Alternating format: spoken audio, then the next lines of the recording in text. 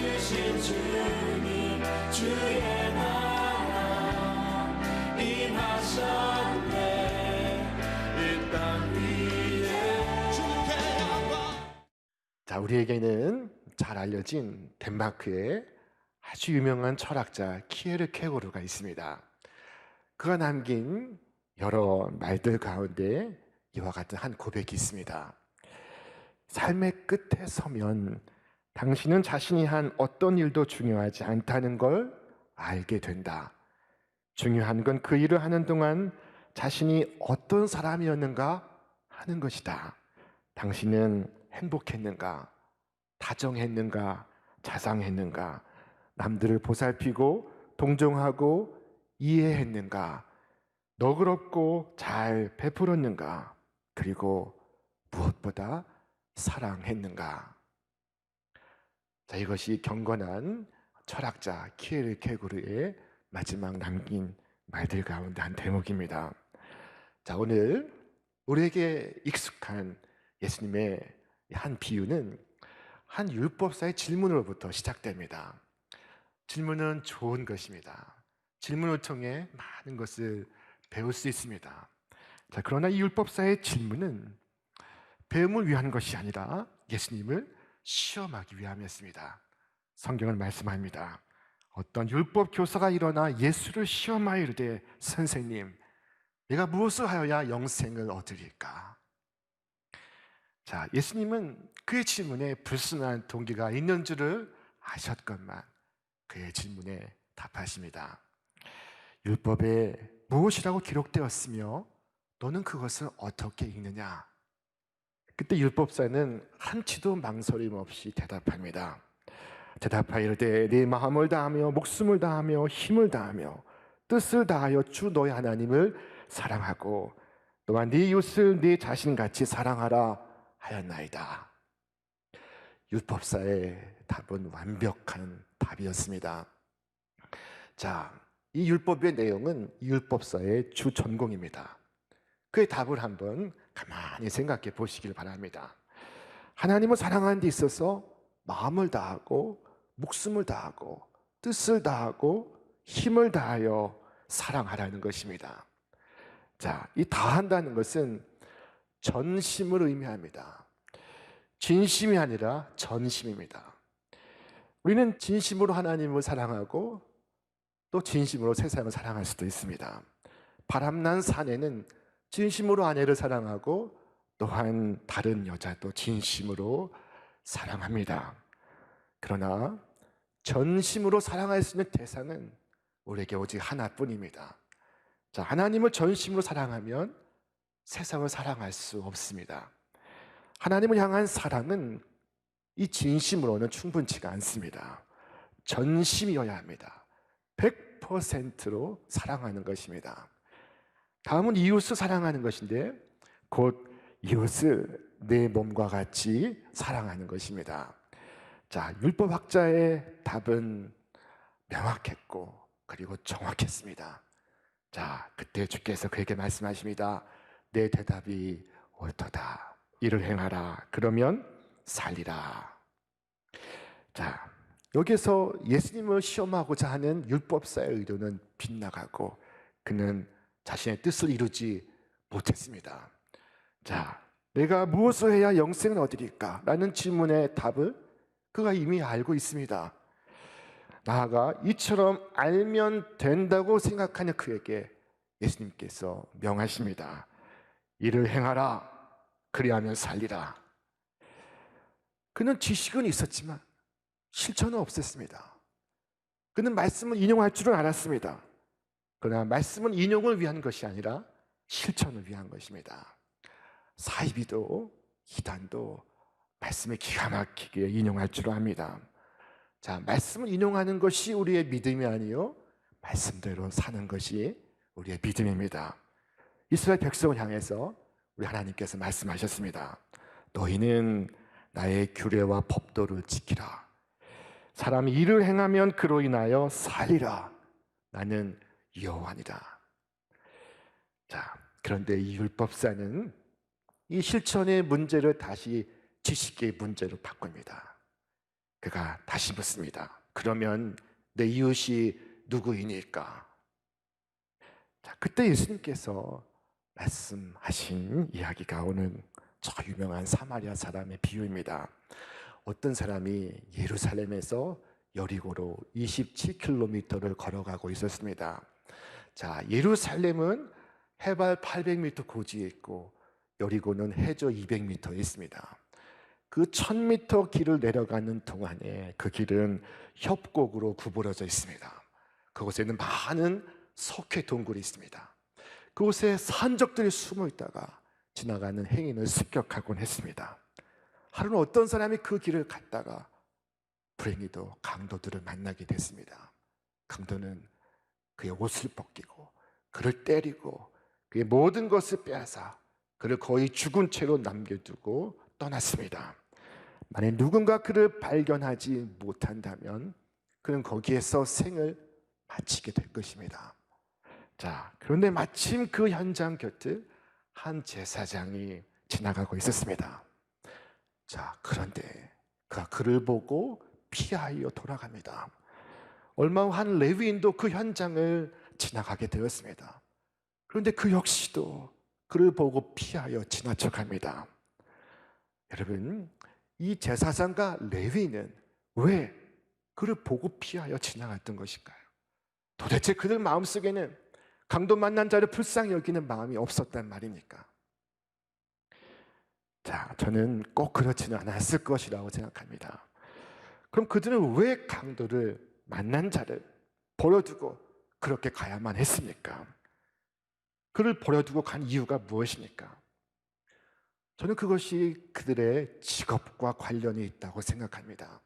자, 성경은 말씀합니다. 우리 함께 읽겠습니다. 여호와께서 모세에게 이르시되 아론의 자손 제사장들에게 말하여 이르라. 그의 백성 중에서 죽은 자를 만짐으로 말미암아 스스로를 더럽히지 말려니와. 제사장과 레위인이 그를 보고 피하여 지나간 것은 정결의 규례를 지키기 위함일 가능성이 있습니다.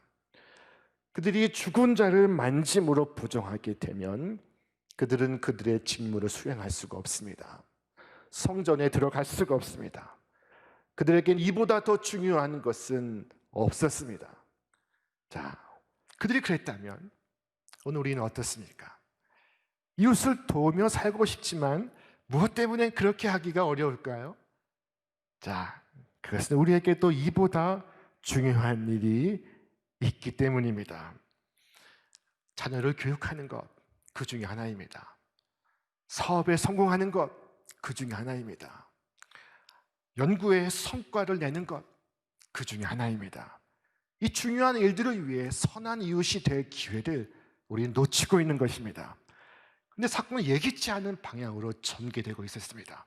그 현장을 한 사마리아 사람이 지나가고 있었습니다. 그는 똑같이 강도 만난 자를 보았지만 보고 피하여 지나가지 아니하고 보고 불쌍히 여겼습니다. 그리고 다가가서 그의 환부에 포도주와 기름을 붓고 그를 싸매어주고 그를 짐승에 태워서 여관에 데리고 가 그를 돌보아 주었습니다. 자, 그리고 이튿날 여관 주인에게 큰 돈을 주며 말합니다.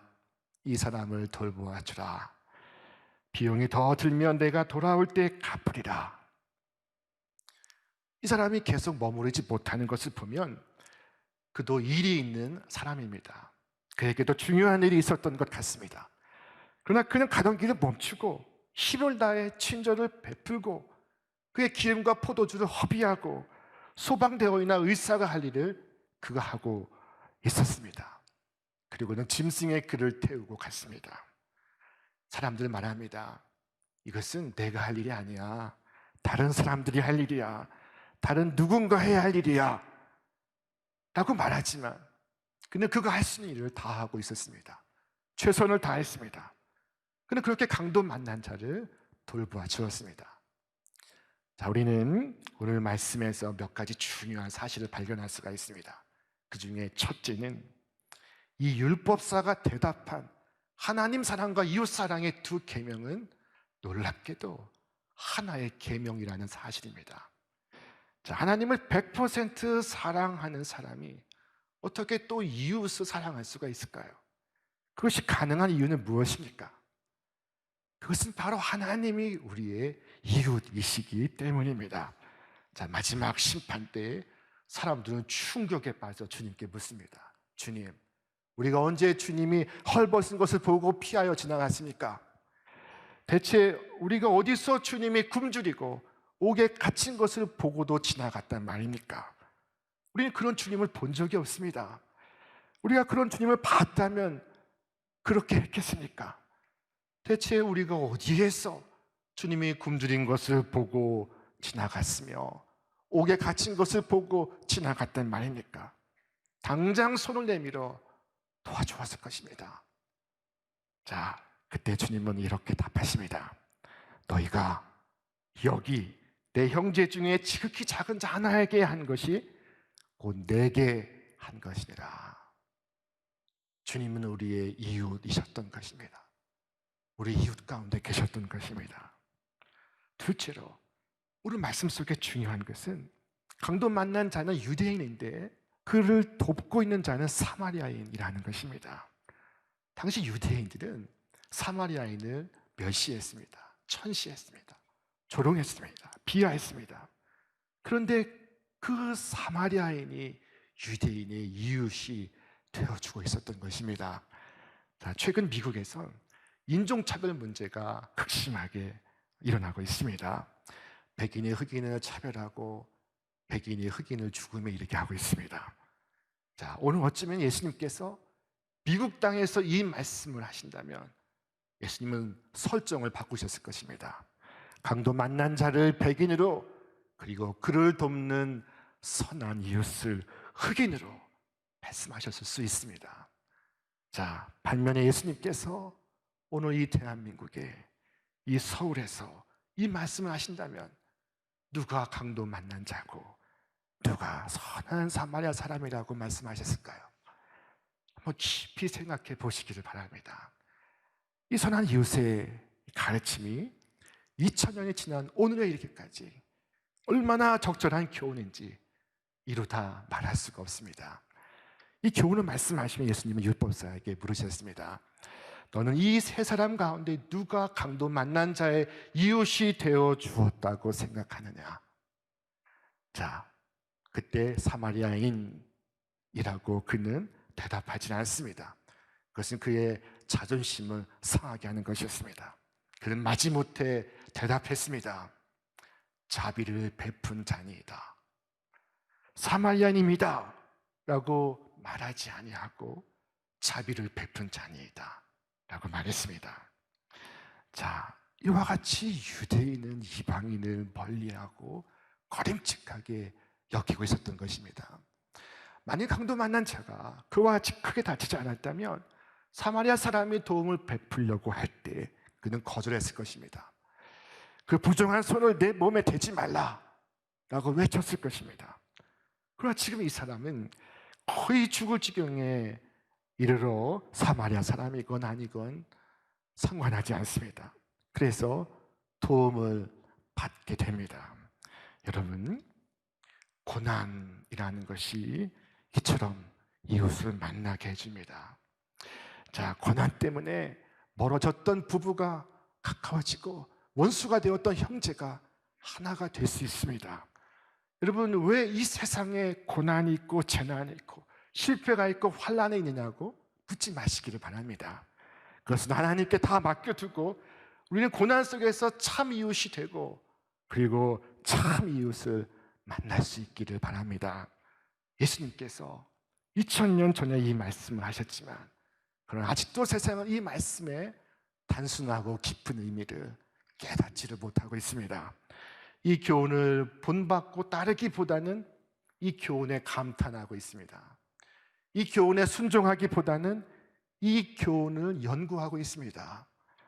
자, 그러나 예수님은 분명히 말씀하셨습니다. 가서 너도 이와 같이 하여라. 예수님은 연구하고 토론하여라 말씀하시지 않았습니다. 너도 이와 같이 하여라 말씀하시고 있습니다. 자, 야고보서의 한 말씀입니다. 우리 같이 한번 읽어보겠습니다. 내 형제들아, 만일 사람이 믿음이 있노라 하고 행함이 없으면 무슨 유익이 있으리요? 그 믿음이 능히 자기를 구원하겠느냐?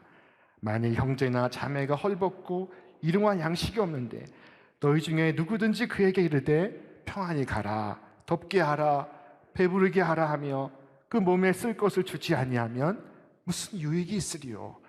이와 같이 행함이 없는 믿음은 그 자체가 죽은 것이라. 자, 오늘 예수님의 말씀 속에서 셋째로 중요한 것은 주님의 질문하신 내용이었습니다. 주께서 물으셨습니다. 누가 강도 만난 자의 이웃이 되겠느냐? 자, 주님은 이 강도 사건 앞에 놓고 사회가 왜 이렇게 불평하였느냐? 왜 백주 대낮에 불안당이 활개를 치고 있느냐?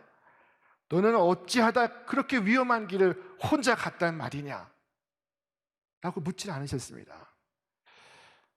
여러분, 사회를 비난하거나 개인을 탓하지 마시고 다만 오늘 내가 할 수 있는 일을 하시기를 바랍니다.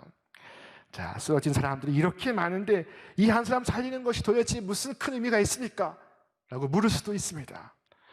여러분, 하나님께서 지금 눈앞에 만나게 하신 자에게 긍휼을 베푸는 것이 오늘 내가 해야 할 일입니다. 오늘 내가 가는 길에 강도 만난 자를 보게 된 것은 우연한 일이 아닙니다. 하나님의 섭리 가운데 이루어지고 있는 것입니다. 자, 성경은 마침 그 길로 내려가다가 라고 말씀하고 있습니다. 아, 이제 됐다. 이제 그가 살았다. 이제 안심이다. 하시는 주님의 마음이 이 표현 속에 담겨 있습니다. 그러나 주님의 그 인도하심을 그들은 깨닫지를 못하고 강도 만난 그를 보고 피하여 지나갔습니다. 우리 인생의 행로는 말하자면 이 예루살렘에서 여리고로 내려가는 길입니다. 비슷하게 험악합니다. 우리를 해치려는 강도가 있습니다. 한 번은 야곱이 아들 요셉의 안내를 받아 애굽의 파라오 앞에 섰습니다. 애굽의 바로 왕이 야곱에게 물었습니다. 내 연세가 얼마인고? 자, 그때 야곱이 답하기를 나그네 길의 세월이 130년이니이다. 그리고 덧붙여 말하기를 험악한 세월을 보내었나이다 라고 말했습니다. 여러분, 우리가 살아가는 세월이 험악한 세월이고 우리가 걸어가는 인생의 길이 험악한 길입니다. 이 위험한 길을 무모하게 혼자서 여행하다가 강도를 만나게 되었습니다. 사탄 마귀는 죄를 가지고 우리를 난타하고 우리는 피를 흘려 쓰러져 죽어가고 있습니다.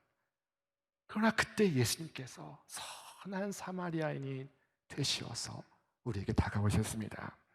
이 사마리아 사람은 강도 만난 자를 보고 불쌍히 여겼다고 말씀합니다. 자, 이 불쌍히 여기다라는 이 말의 어원은 우리 속의 내부 장기를 가리키는 말입니다. 자, 내장, 간장, 폐장, 심장을 가리키는 스플랑크논이라는 말이 이 불쌍히 여기다는 말의 어원입니다. 자, 강도 만난 그를 볼 때 내 오장의 반응이 있습니다. 내 속이 아픕니다. 그의 고통이 나의 것으로 깊이 느껴집니다. 이것이 불쌍히 여기다 라는 성경 속 의미입니다. 자, 그래서 사마리아 사람은 그를 돌보아 주었고 여관에 데려가 주었으며 여관 주인에게 돈을 주면서 이 사람을 돌보아 주시오 라고 부탁했던 것입니다. 자, 이 짧은 문장을 볼 때마다 저는 감탄합니다. 10장 34절 가서 돌보아 주니라. 그 다음 10장 35절 돌보아 주라. 자, 처음에는 그가 가서 돌보아 주었다라고 기록하고 있고 그 다음에는 돌보아 주라 라고 그가 부탁하고 있습니다. 여러분, 여러분이 하는 것을 여러분이 다른 사람에게 부탁할 수가 있습니다. 여러분이 하지 않는 것을 다른 사람에게 하라고 요구할 수가 없습니다. 여러분 기억하십시오. 우리 주님은 선한 사마리아처럼 우리를 위한 선한 이웃이 되셨습니다. 사마리아인은 그 자신의 포도주와 기름을 주었습니다. 그러나 우리 구주 예수님은 당신의 피를 흘려 주셨습니다. 사마리아 사람은 모든 관심과 친절을 베풀었습니다. 그러나 우리 주님은 자기 목숨을 내어 주었습니다. 사마리아 사람은 그의 지갑에서 돈을 꺼내어 주었습니다. 이것은 큰 금액입니다. 그러나 주님은 자기 자신을 내어 주었습니다. 자, 사마리아인은 다시 돌아오겠다 말했습니다. 우리 주님도 다시 오시겠다 말씀하셨습니다. 여러분, 그동안 주께서 우리에게 부탁하신 일을 잘 감당하여 그날에 부끄러움 없으시기를 바랍니다. 인도의 성자 선다싱이라는 분이 있었습니다. 이분이 어느 추운 겨울에 산길을 가고 있었습니다. 눈보라를 헤치며 수도원을 방문하고 있었습니다. 그런데 마침 그 옆에 승려 한 사람이 함께 길을 걷고 있었습니다. 눈보라가 치고 세찬 바람이 불어오고 있었습니다. 자, 어둡기 전에 어서 이 추위를 피할 곳을 발견하지 못하면 이 폭설과 추위 속에 얼어 죽게 될 것입니다. 자, 그들은 발길을 재촉하며 앞으로 걸어가고 있었습니다. 그런데 위험한 벼랑 곁을 지나가며 누군가의 신음소리를 듣게 되었습니다. 자, 살펴보니 벼랑 밑에는 어떤 한 사람이 실족하여 쓰러져 죽어가고 있었습니다. 자, 승려는 이것을 보고 이와 같이 말했습니다. 우리의 믿는 신앙에 따르면 여기서 우리는 이 사람의 업을 볼 수가 있습니다. 이 사람의 카르마를 발견할 수 있습니다. 이 사람의 운명은 여기서 죽는 것입니다. 나는 내 길을 빨리 가야겠습니다. 그러나 선다싱은 이와 같이 말했습니다. 우리가 믿는 신앙에 의하면 마땅히 내려가서 형제를 도와야 합니다. 그래서 승려는 서둘러 자기의 길을 갔고 선다싱은 벼랑 끝으로 내려가 조심스럽게 그를 업고 다시 올라와 그 산길을 걸어갔습니다. 자, 그를 업고 가는 선다싱의 몸에는 온몸에 땀이 흘러내리고 있었습니다.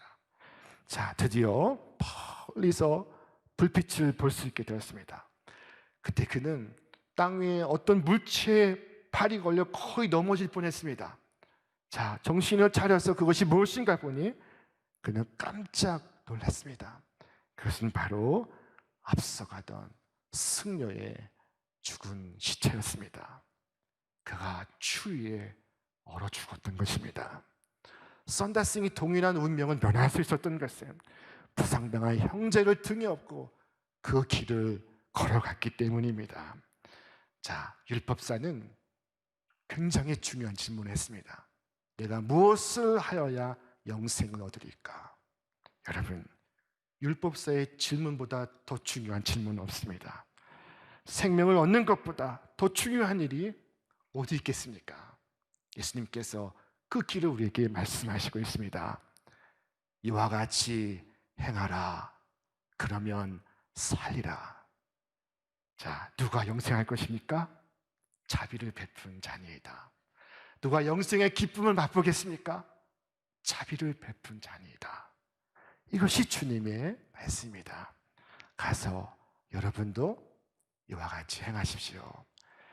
우리 인생길 가는 동안 이 거룩한 소명에 응답하며 사시는 여러분과 제가 되시기를 주님의 이름으로 축원합니다. 생명의 말